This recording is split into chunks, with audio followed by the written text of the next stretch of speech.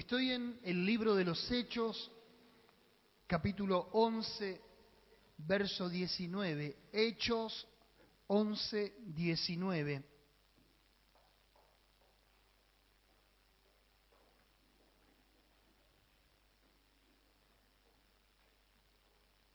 Lleva como título la iglesia de Antioquía. En realidad es la segunda iglesia que se funda después de la ascensión de Jesús al cielo. La primera de ellas es Jerusalén y la principal, Hechos capítulo 2. Y luego se funda esta segunda iglesia.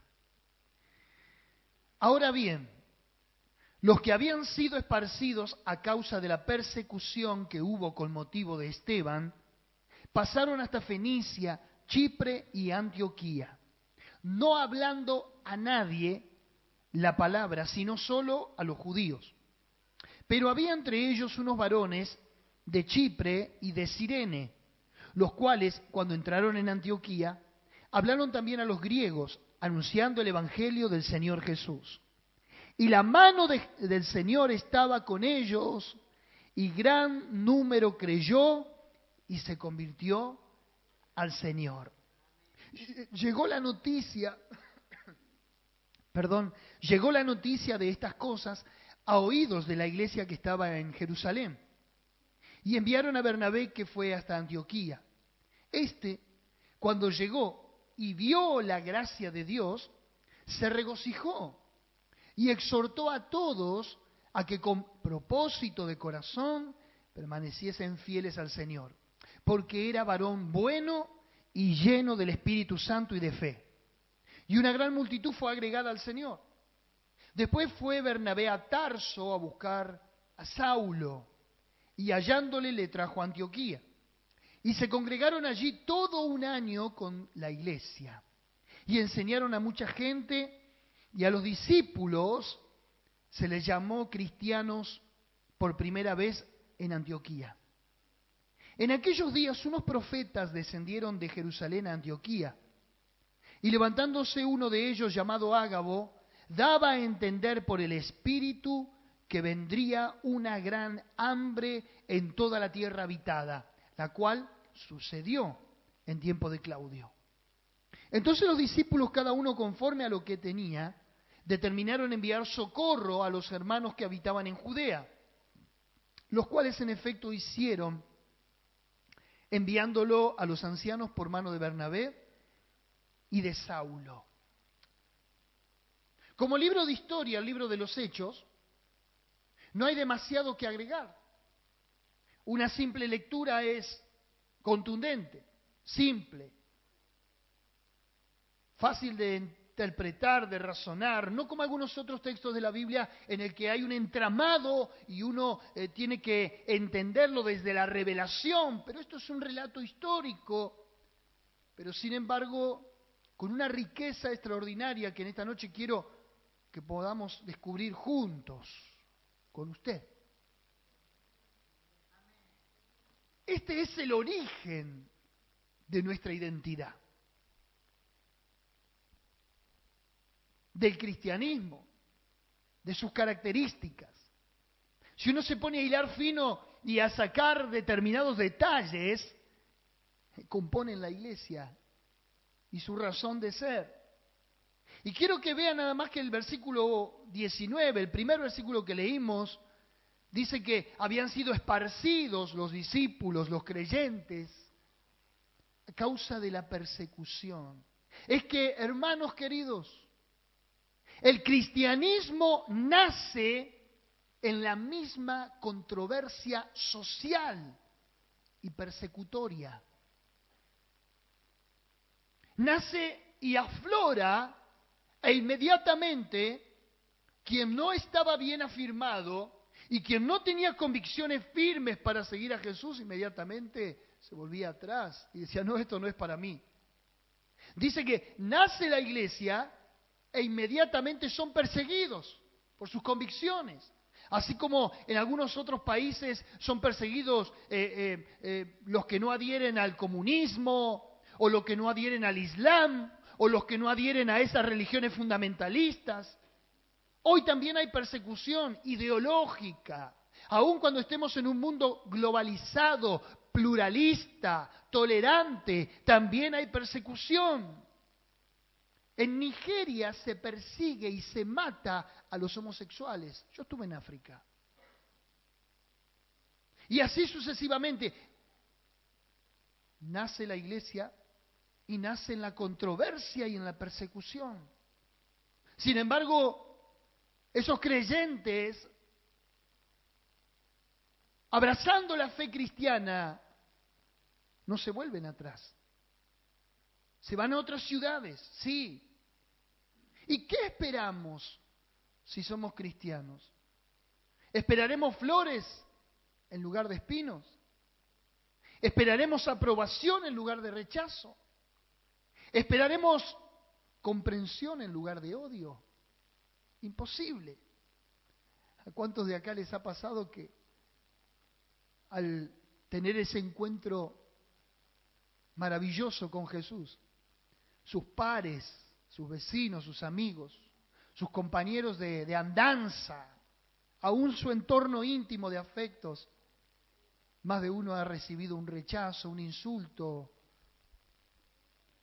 ¿Hay alguien ahí? Sin embargo, aun cuando para los de afuera esto puede ser controversial, puertas adentro hay un pueblo virtuoso como nunca pudo haber existido en todos los tiempos. ¿Cuánto dice el amén? De allí afuera podemos ser despreciados, vituperados, malinterpretados, como quiera. Pero tenemos que reconocer que puertas adentro somos la familia de Cristo, somos la iglesia del Señor, la comunidad de fe. Lo que me llama poderosamente la atención es el verso 26. Mire, léalo conmigo. Y se congregaron allí todo un año con la iglesia y enseñaron a mucha gente, y a los discípulos se les llamó cristianos por primera vez en Antioquía. Algunos se preguntan, ¿por qué cristianos? Uno lo da como algo ya asentado, como algo sabido, pero tuvo su origen, tuvo su lugar, tuvo su entorno, tuvo su razón de ser.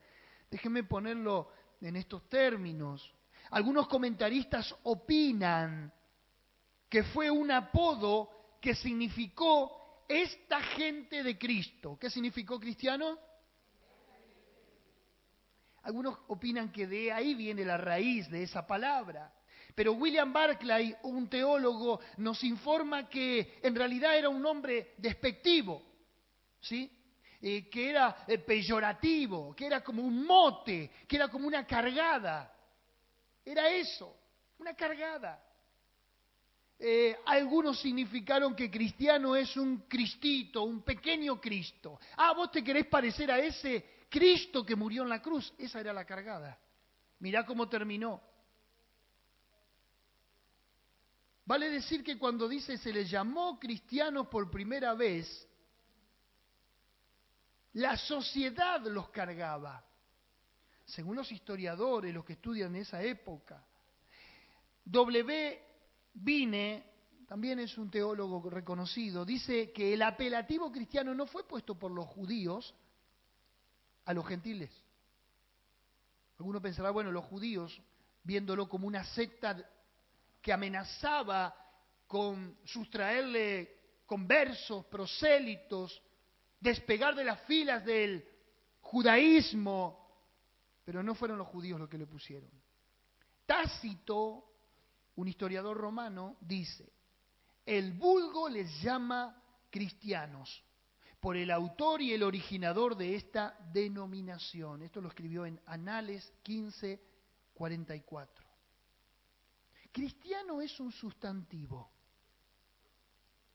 porque es una persona, un cristiano. Pero también es un adjetivo porque describe a la persona, cómo es. Aparece 3 veces en el Nuevo Testamento, por ejemplo una aquí, en Hechos 11:26, como una descripción, los cristianos. Pero también aparece en Hechos 26:28, como alguien a quien se lo persuade. Agripa le dijo a Pablo, por poco me persuades a ser cristiano. Se sabe, se supone y se da por sentado que un cristiano tiene como meta, como objetivo, convertir a otro. No existe la palabra disociada de esta labor. Un cristiano está puesto para ser otro cristiano, para convertir a otro, para propagar su ideología, para propagar su costumbre, para ser imitado por otros. Si no, no es una religión centrada en sí mismo. Pero también la descripción como cristiano aparece por tercera vez la palabra en el Nuevo Testamento, en 1 de Pedro 4:16, como alguien a quien se lo persigue y alguien que está padeciendo. Vale decir que ya el hecho de llamarse cristiano conlleva la idea de alguien que padece. ¿Hay alguien que esté padeciendo hoy aquí algo? Temores, enfermedad, un hábito con el que pelea y de lo cual no puede darse por vencido, tiene que seguir peleando, no importa que esté peleando con algo. Todos peleamos con alguien acá. ¿Cuántos dicen amén? ¿Usted está peleando con algo? ¿Con su carácter? ¿Con su temperamento? ¿Con su patrón? ¿Con el aumento?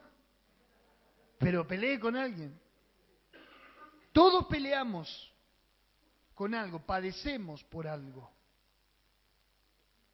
Yo creo que es necesario conocer nuestra identidad. ¿Por qué nos llamamos cristianos?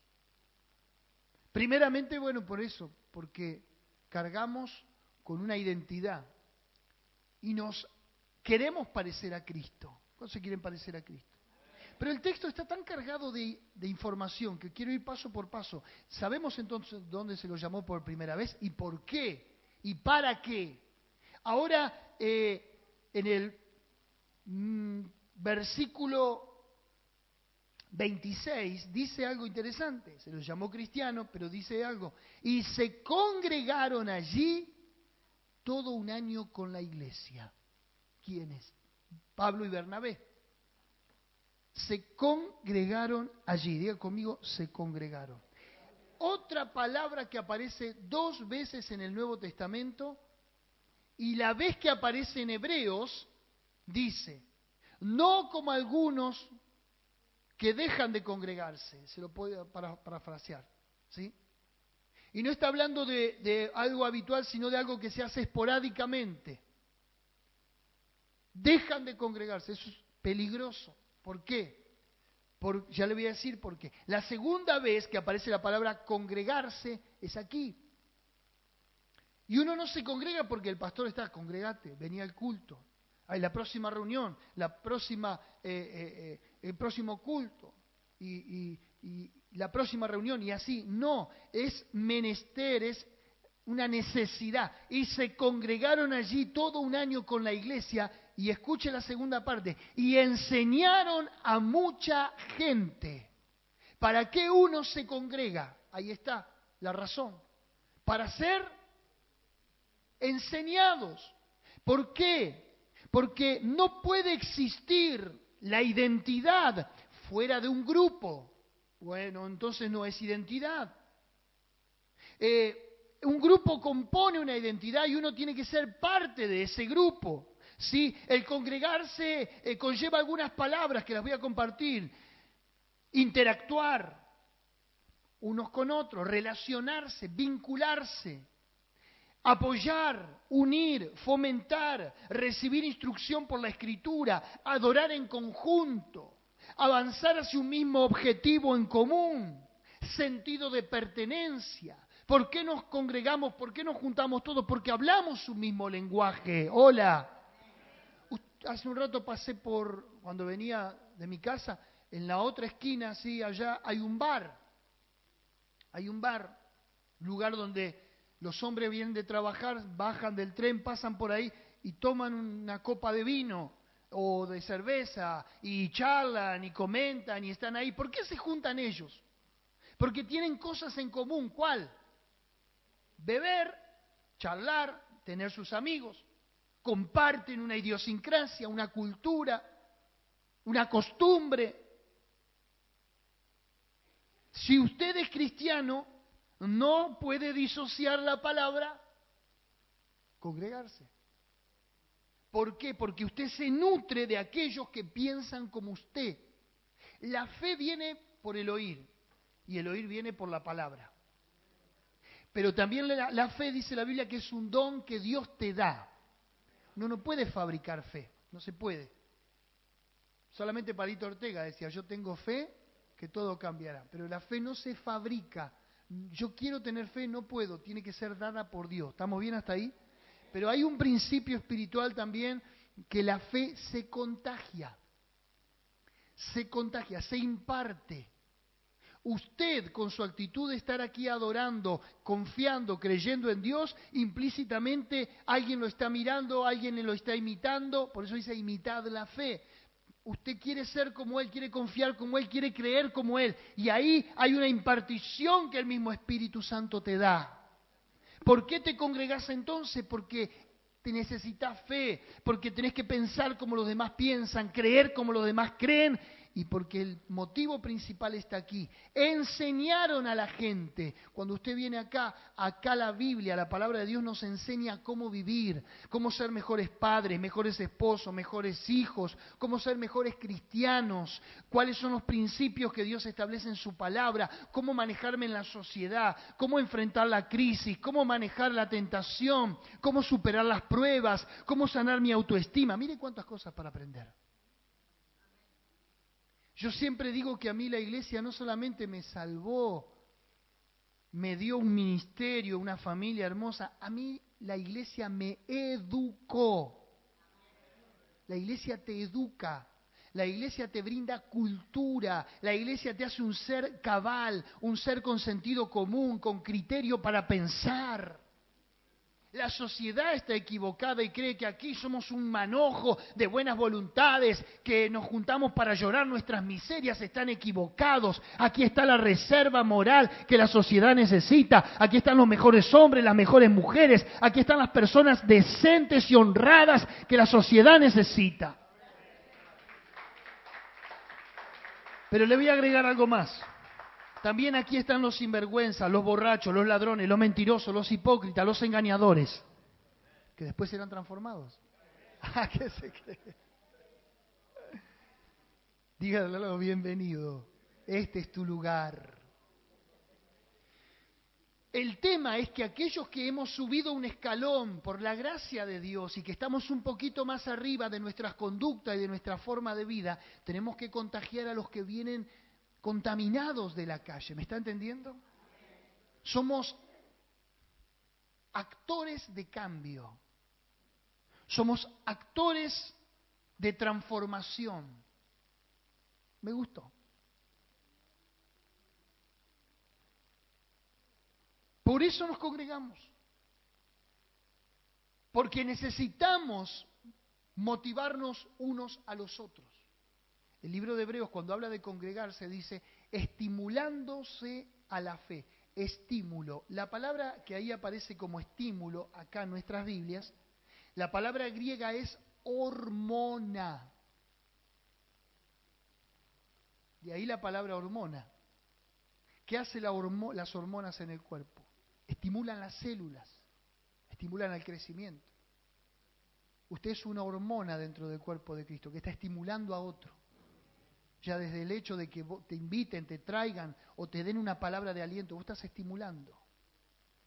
Hay un tercer elemento interesante. Dicen en el verso 23, ayúdenme. Dijimos, ¿por qué uno es cristiano? Dijimos que un cristiano se congrega. Pero mire el verso 23, qué interesante. Dice, cuando llegó, vio la gracia de Dios, se regocijó y exhortó a que con propósito de corazón permaneciesen fieles al Señor. Uno es cristiano, uno se congrega, pero también uno tiene que, con propósito de corazón, permanecer fiel al Señor. Cuando uno lo lee de corrido, no dice tanto. Pero uno dice, con propósito de corazón, permanecer fiel al Señor. Proponerme. Me gusta el ejemplo del libro de Daniel, capítulo 1. Dice, y Daniel propuso en su corazón no contaminarse con la comida del rey. ¿Recuerda el pasaje? Daniel. Y dice que Dios lo hizo 10 veces mejores por no contaminarse él con lo que los demás comían, bebían y hacían orgías y se emborrachaban. Esa misma palabra, proponerse en su corazón, es lo que usted y yo tenemos que proponernos. Proponerse es decidir, hacer uso del pleno ejercicio de la voluntad. Proponerme algo es lo que me lleva a permanecer. Me propongo hacer tal cosa y eso es lo que me da permanencia. Eso es lo que me hace alcanzar logros, metas, objetivos. Y en este caso tenemos motivos vastos, suficientes. Serle fiel a la vida cristiana, serle fiel al Señor. ¿Por qué yo le soy fiel a Dios? Primero, por la gratitud de haberme salvado. Primero. Segundo, porque le soy fiel y porque Él tiene que tallar en mí la vida de Cristo. Tercero, porque yo tengo un compromiso de servicio con Dios. En una oportunidad estaba este artesano o este artista italiano, Miguel Ángel. ¿Recuerda? Las pinturas de Miguel Ángel y todo lo que él hizo en Roma, en el Vaticano y demás. Cuando él estaba tallando el David con una masa y un cincel, luego de terminar su labor de mucho tiempo, que hasta el día de hoy permanece esa obra, el David, lo expusieron públicamente y le sacaron el lienzo con el que estaba tapado. Y se asombraron las autoridades y los religiosos y demás. Y le dijeron, qué labor, qué pericia, qué mano maestra. A lo cual respondió Miguel Ángel, solamente quité algunos escombros. La imagen siempre estuvo en la roca. Vos sos una persona uniforme, un pedazo de piedra, un pedazo de roca. Y Jesús, con esa mano de artesano divino, comienza a cincelar y a tallar en tu vida un verdadero hombre, una verdadera mujer. ¿Qué es lo que hace, en otras palabras, haciendo mérito a las palabras de Miguel Ángel? Corre los escombros que hay y que están tapando tu verdadera identidad. ¿Cuántos dicen amén? Yo era un pedazo de piedra que podría haber sido uno más dentro del montón, pero el Señor de cada uno de nosotros hace una verdadera obra de arte. ¿Cuántos dicen amén? Por eso, con propósito de corazón, tenemos que serle fiel a Él. Porque cuando transcurran los años, vamos a mirar hacia atrás y vamos a decir, ¿ese era yo? No puedo creer. O la gente que diga, ¿vos te acordás lo que eras? Eso le da gloria a Dios. Cuarto, versículo 21, mire lo que dice. Y la mano del Señor estaba con ellos, y gran número creyó y se convirtió al Señor. Esto ocurría en la iglesia primitiva. Había cristianos, llevaron ese nombre por primera vez, se congregaron, permanecieron fieles al Señor, con propósito y se propusieron ser fieles, pero dice que también mucha gente creía y se convertía. Y déjenme poner en claro este principio. Esto acontece como resultado a los puntos anteriores. Congregarse, ser fieles a Dios, como consecuencia, como resultado final, como producto terminado, viene una conversión. Porque quiero decirle algo y quiero dejarlo en claro. Creer es una cosa, pero convertirse es otra. Dice, creyó y se convirtió al Señor gran número. Nosotros damos por sentado que una persona cree en Jesús, manifiesta una vida de alabanza, acompaña, ayorna el vocabulario, compra una Biblia y hasta pasa por el agua del bautismo. Y decimos, ya es un creyente, es un cristiano. No podemos bajar la vara tan baja. No podemos trivializar lo que es verdaderamente ser un cristiano. Cuando a Policarpo, uno de los padres de la iglesia, de 86 años, lo estaban quemando en la hoguera, año 150 después de Cristo, él antes de morir le dijo a sus discípulos o a sus seguidores, estoy aprendiendo a ser discípulo. Era un hombre versado en la Escritura, pastor de ovejas, fundador de iglesias. Sin embargo, al morir dijo, estoy aprendiendo a ser discípulo. Ni siquiera él calificaba o se llamaba a sostener el término cristiano porque era una palabra mayor, una palabra con mayúscula. Hoy nosotros le decimos cristiano y nos llamamos cristianos tan trivialmente. ¿Hay alguien ahí? Un cristiano, hermanos queridos, tiene un peso, una responsabilidad y una representación del cielo mucho mayor de lo que nosotros creemos. Creer no es convertirse. Creer es una cosa, convertirse es otra.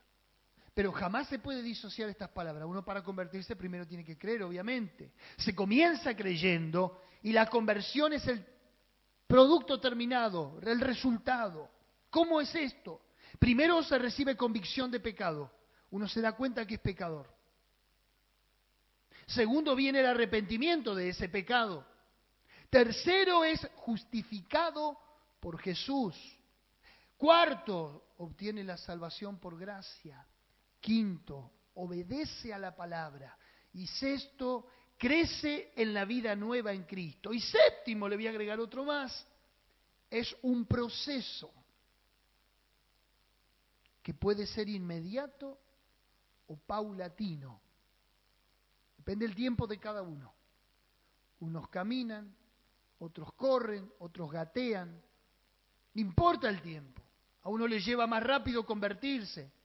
A otros les cuesta más, no importa. Es inmediato, como dije, o paulatino. Lo importante es que es progresivo. Si tu vida está estancada, está en un paréntesis, está detenida, pues entonces algo está pasando con tu conversión. Chequéate tu vida. Si realmente me estoy entregando a las convicciones, soy un verdadero cristiano. Pregúntese a sí misma, pruébese a sí mismo. Verso 20, punto 5.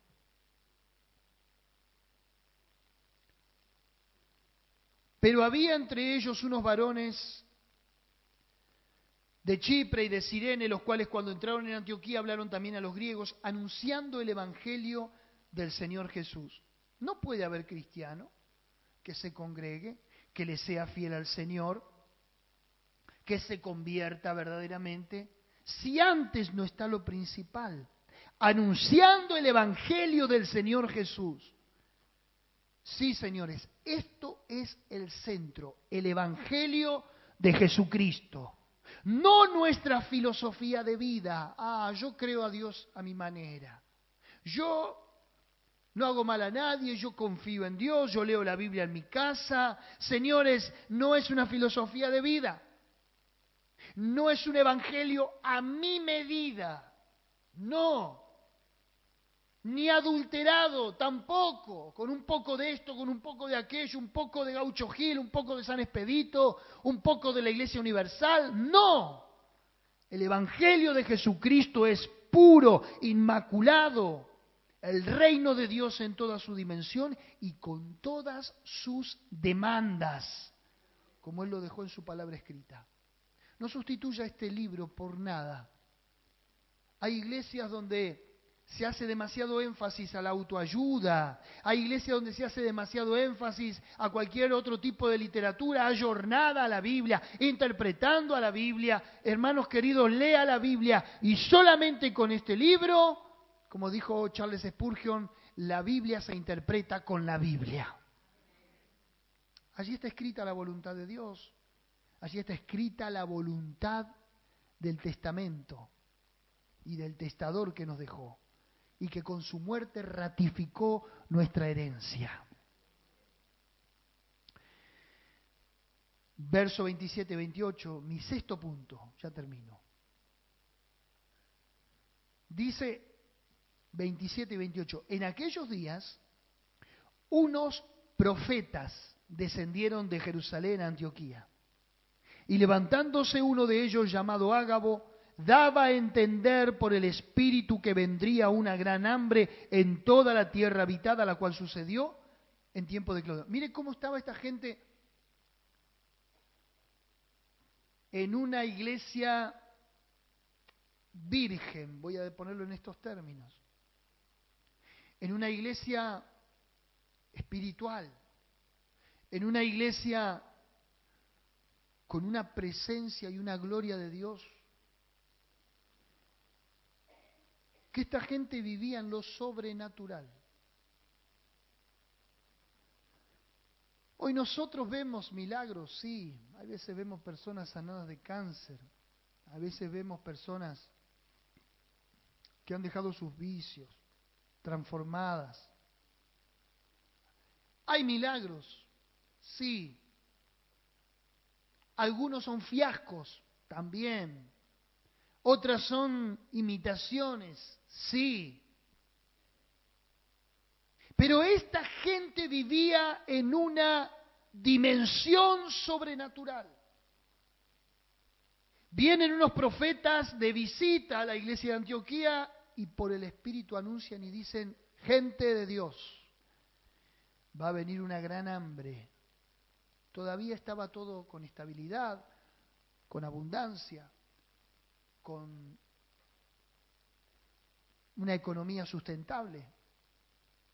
Pero sin embargo estos hombres se manejaban por la revelación que Dios le daba y decían, va a venir un hambre.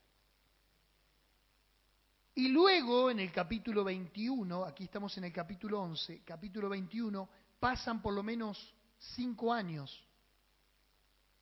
Viene el hambre que tanto se había profetizado y anunciado.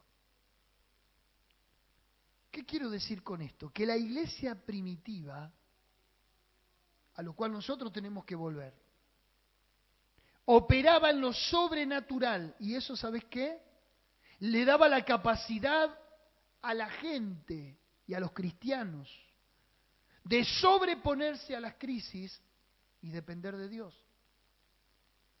Un profeta amigo mío que vino una vez aquí, anduvo anunciando como un loco por muchos lados, que él veía toda una nube blanca que venía del sur y que tapaba ciudades enteras. Y él decía que esa nube se materializaba y viene del sur y viene del lado de la cordillera. Entonces le dijeron, ¿qué? ¿Nieve estás anunciando? ¿Qué estás anunciando? Él no sabía qué era, pero él lo venía anunciando. Al cabo de 2 meses, toda la Patagonia, incluyo parte de Buenos Aires, La Pampa, se llenó de ceniza. Él 2 meses antes lo había anunciado. Como también anunció otras cosas que pasaron. Y que es asombroso porque él lo veía en oración. Dice, yo me pongo a orar y veo que viene del sur. Él lo veía. Me acuerdo que mi parabrisas, yo hacía así y tenía toda esa cosa que incluso se respiraba, ¿o no? Gracias a Dios no vino más. Esos son hombres de Dios, que Dios levanta con una revelación especial.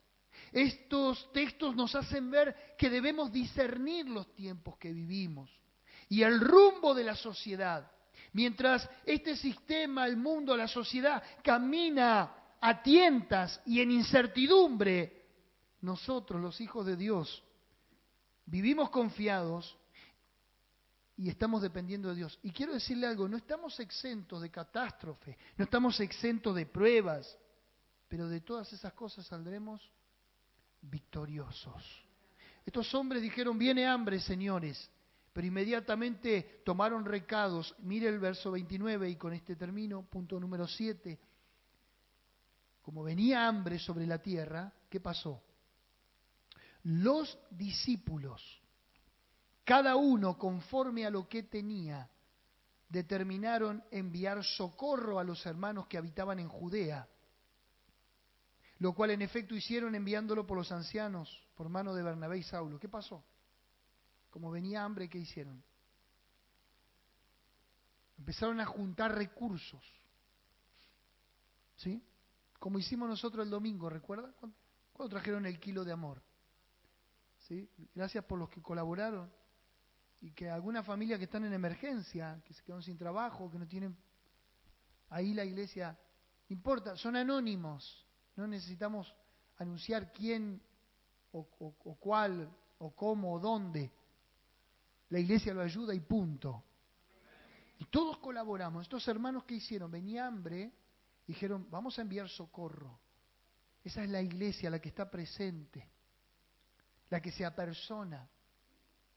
Esa es la iglesia que cuando hay uno que está enfermo lo visita, cuando hay alguien que está necesitado lo asiste, cuando hay alguien que está en infortunio, en desgracia, ahí está para lo que necesites, pedime ayuda, lo que sea. Esta era la iglesia. A esto se le llamaba cristianos. Se congregaban, aprendían, se proponían ser fieles, se ayudaban, abrazaban el Evangelio de Jesucristo con una pasión,